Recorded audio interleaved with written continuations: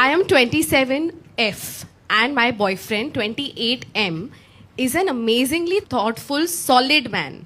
He very respectfully sees me as the strong, independent woman I am, and sometimes that's annoying. Like, he's never gifted me girly things like perfume, jewelry, lingerie, a bag or something, but he has gifted me a printer because I mentioned paperwork.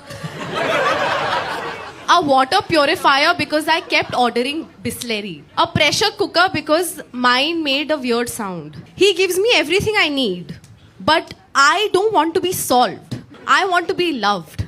But it's so awkward to ask. How do I get him to make me feel special and soft and baby girl romantic without looking like I've resigned from being a strong, independent woman? Wow.